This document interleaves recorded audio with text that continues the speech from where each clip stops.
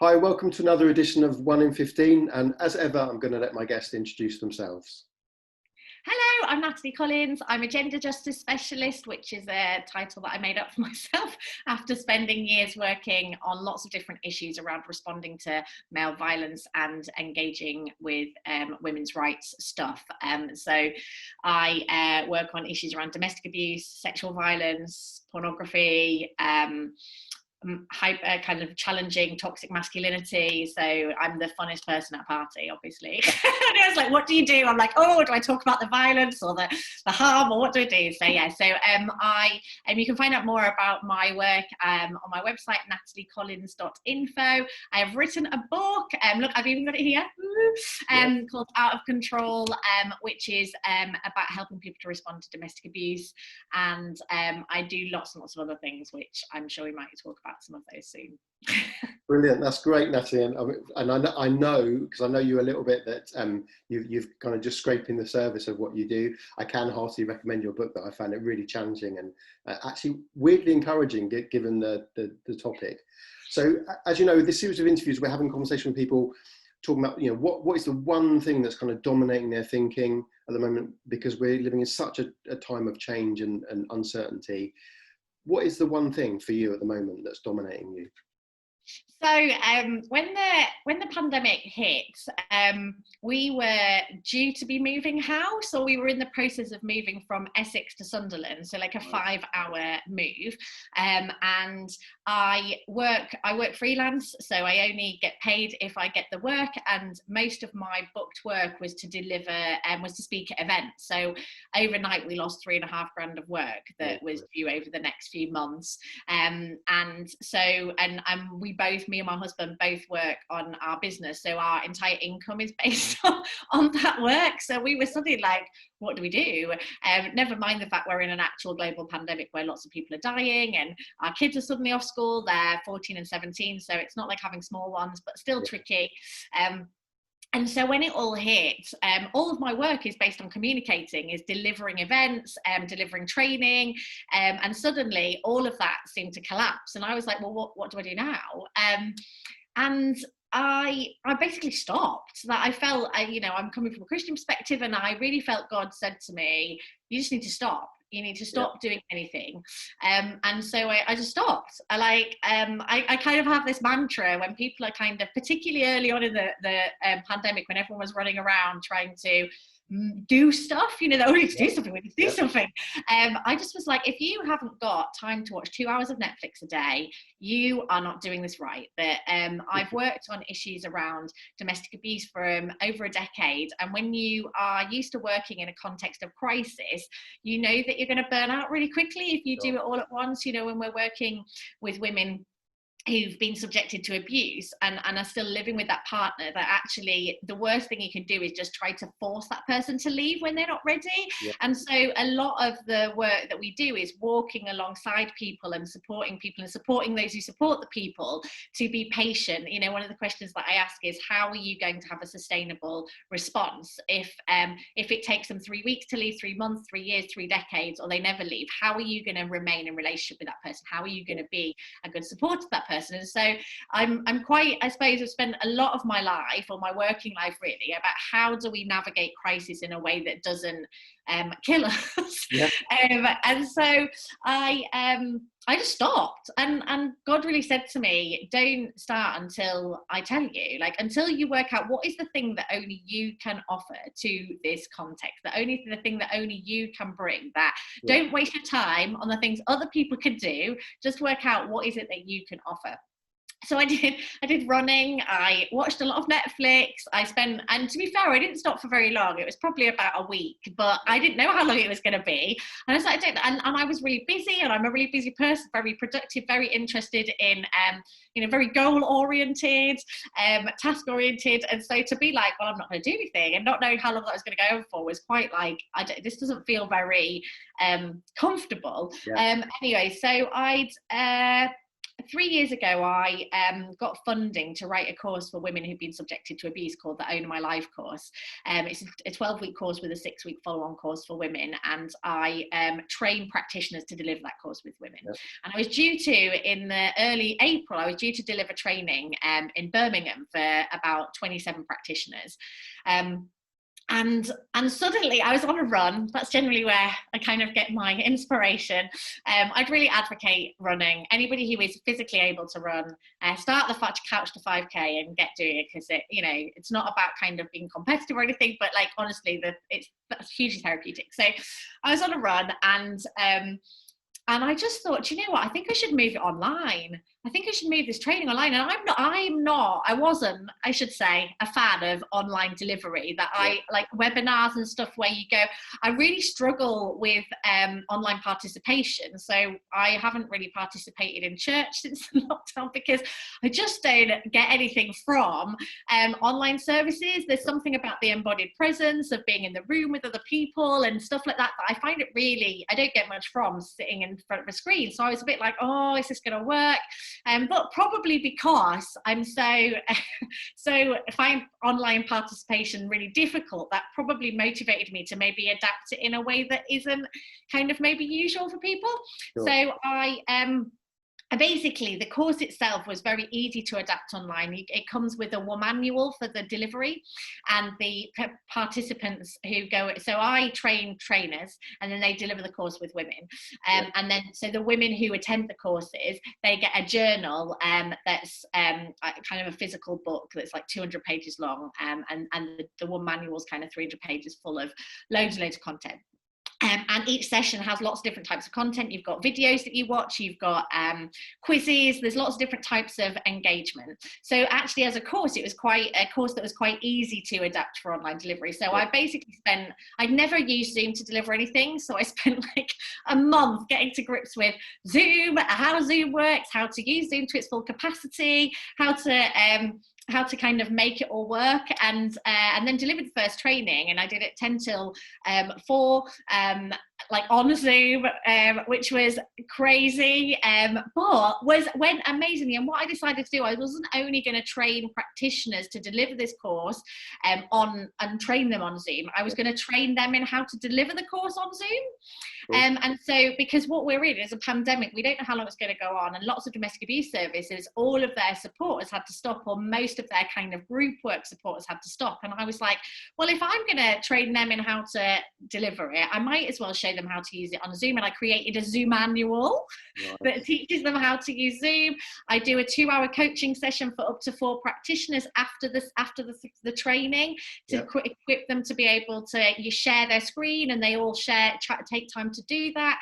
And so I delivered this first training on Zoom over 3 days, and then did these coaching sessions the next week that went really well. So all the videos are on an online hub, that when you've trained, you get access to this online hub. So they were all able to learn how to share their videos and all of that kind of stuff. And so, so did the first one and learned a lot from it.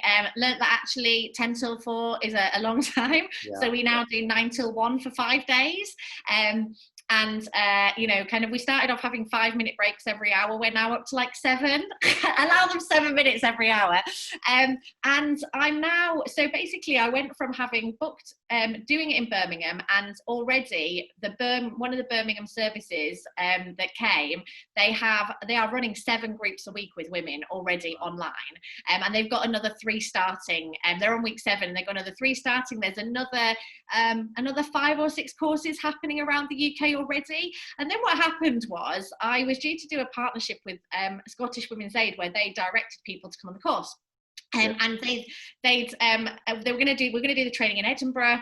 And as you'll know, like, Scotland is a rather large place, and lots of people live in quite tricky to get to Edinburgh type places. Yeah. So we decided to migrate online for doing this training, and there was kind of a suggestion we might get about 10 people from services across Scotland.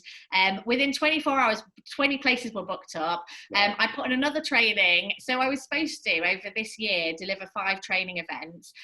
We're up to Zoom 9 happening in November. Yeah.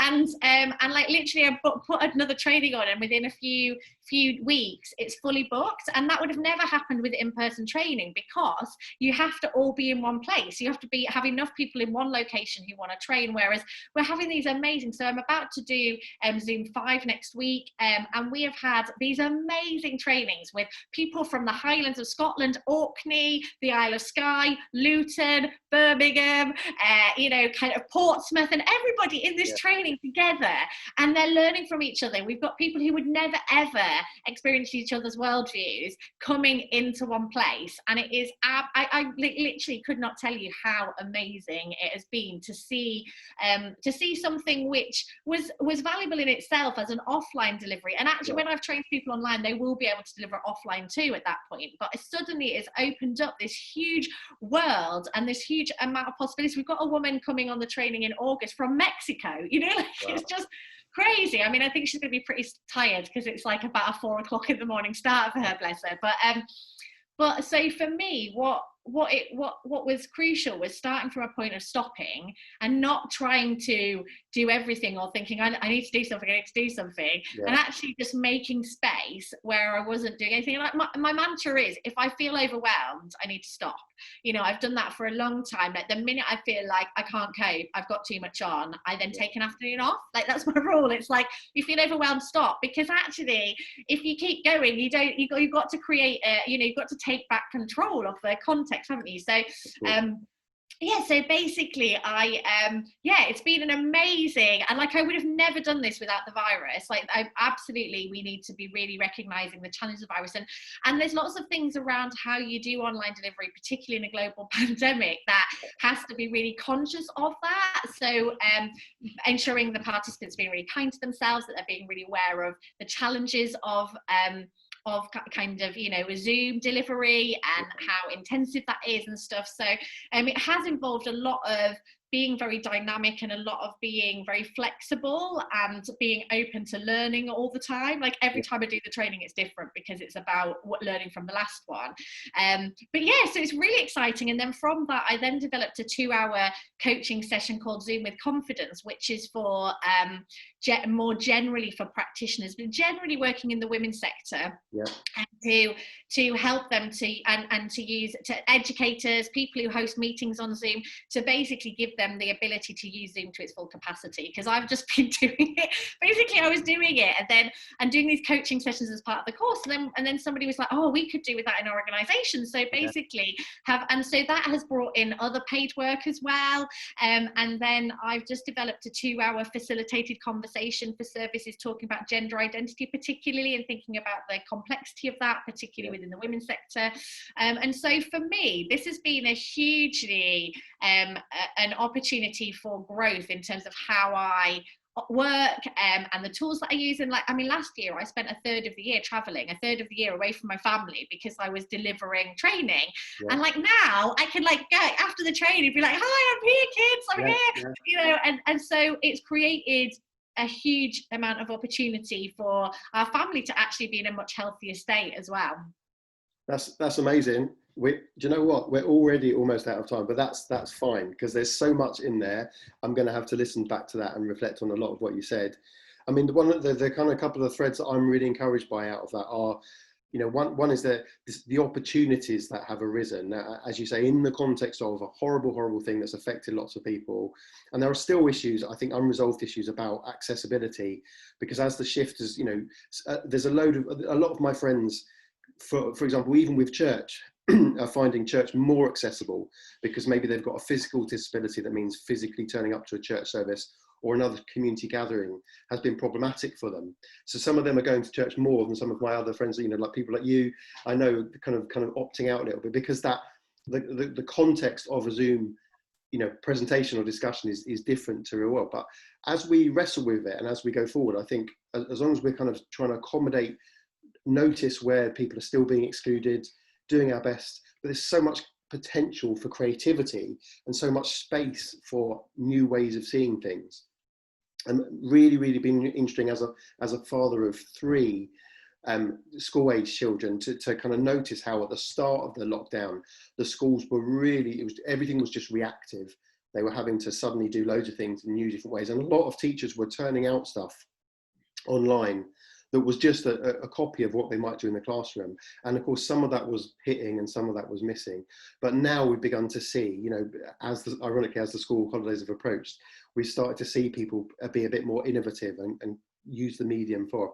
I think, you know, as someone with a lot of youth work history, it wouldn't be remiss of me to say, I think that the people who are going to show us the way are going to be the younger generation, because they'll grasp the technology in new ways.